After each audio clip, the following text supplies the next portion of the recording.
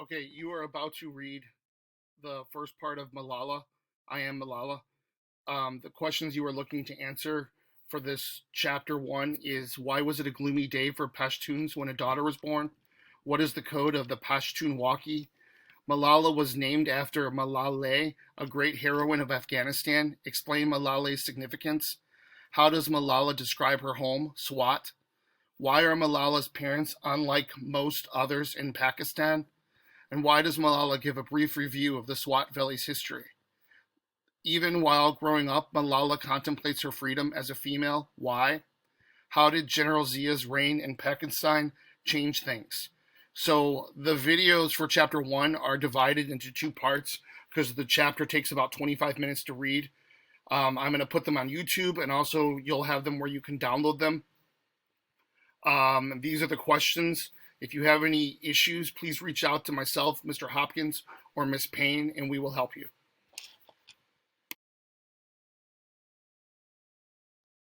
Rather I receive your bullet-riddled body with honor than news of your cowardice on the battlefield. Traditional Pashto couplet. 1. A daughter is born. When I was born, people in our village commiserated with my mother, and nobody congratulated my father. I arrived at dawn as the last star blinked out. We Pashtuns see this as an auspicious sign. My father didn't have any money for the hospital or for a midwife, so a neighbor helped at my birth. My parents' first child was stillborn, but I popped out kicking and screaming.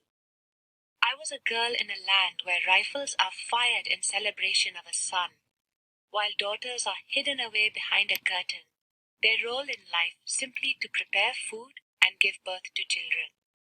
For most Pashtuns, it's a gloomy day when a daughter is born. My father's cousin, Jahan Sheikh Khan Yusufzai, was one of the few who came to celebrate my birth and even gave a handsome gift of money. Yet he brought with him a vast family tree of our clan, the Dalokhel Yusufzai, going right back to my great-great-grandfather and showing only the male line. My father, Ziauddin, is different from most Pashtun men. He took the tree, drew a line like a lollipop from his name, and at the end of it he wrote, Malala. His cousin laughed in astonishment. My father didn't care. He says he looked into my eyes after I was born and fell in love. He told people, I know there is something different about this child. He even asked friends to throw dried fruit, sweets, and coins into my cradle, something we usually only do for boys. I was named after Malala of Maiwan, the greatest heroine of Afghanistan. Pashtuns are a proud people of many tribes split between Pakistan and Afghanistan. We live as we have for centuries by a code called Pashtunwali, which obliges us to give hospitality to all guests, and in which the most important value is nung, or honor. The worst thing that can happen to a Pashtun is loss of face. Shame is a very terrible thing for a Pashtun man. We have a saying, without honor, the world counts for nothing. We fight and feud among ourselves so much that our word for cousin, Tarbur, is the same as our word for enemy.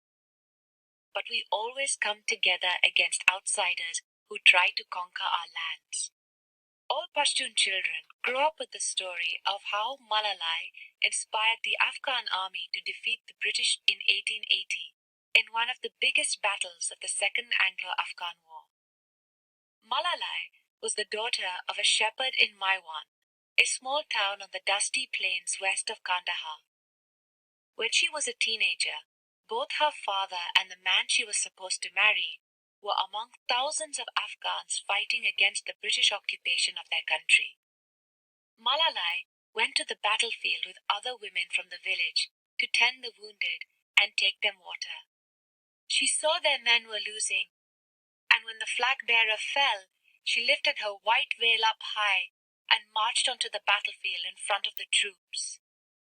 Young love, she shouted out, If you do not fall in the battle of my wand, then by God, someone is saving you as a symbol of shame. Malala was killed under fire, but her words and bravery inspired the men to turn the battle around. They destroyed an entire brigade, one of the worst defeats in the history of the British Army. The Afghans were so proud that the last Afghan king built a Maiwand victory monument in the center of Kabul. In high school, I read some Sherlock Holmes and laughed to see that it was the same battle where Dr. Watson was wounded before becoming partner to the great detective. In Malalai, we Pashtuns have our very own Joan of Arc. Many girls' schools in Afghanistan are named after her. My grandfather, who was a religious scholar and village cleric, did not like my father giving me that name. It's a sad name, he said. It means grief-stricken. When I was a baby, my father used to sing me a song written by the famous poet Remat Shah Sayal of Peshawar. The last verse ends, O Malala of Maiwand, rise once more to make Pashtuns understand the song of honor. Your poetic words turn worlds around. I beg you, rise again. My father told the story of Malalai to anyone who came to our house. I loved hearing the story and the songs my father sang me, and the way my name floated on the wind when people called it. We lived in the most beautiful place in all the world.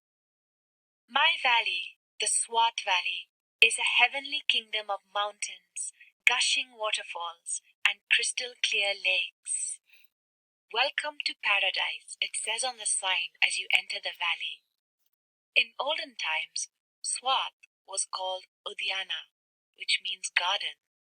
We have fields of wildflowers, orchards of delicious fruit, emerald mines, and rivers full of trout. People often call Swat the Switzerland of the East. We even had Pakistan's first ski resort. The rich people of Pakistan came on holiday to enjoy our clean air and scenery and our Sufi festivals of music and dancing. And so did many foreigners, all of whom we call Angresan, English, wherever they came from. Even the Queen of England came and stayed in the White Palace, built from the same marble as the Taj Mahal, by our king, the first Wali of Swat. We have a special history too. Today, Swat is part of the province of Khyber Pakhtunkhwa, or KPK, as many Pakistanis call it. But Swat used to be separate from the rest of Pakistan. We were once a princely state, one of three with the neighboring lands of Chitral and Dhir. In colonial times, our kings owed allegiance to the British, but ruled their own land. When the British gave India independence in 1947 and divided it, we went with the newly created Pakistan, but stayed autonomous. We used the same Pakistani rupee, but the government of Pakistan could only intervene on foreign policy. The Wali administered justice, kept the peace between warring tribes, and collect ushur, a tax of 10% of income, with which he built roads, hospitals, and schools.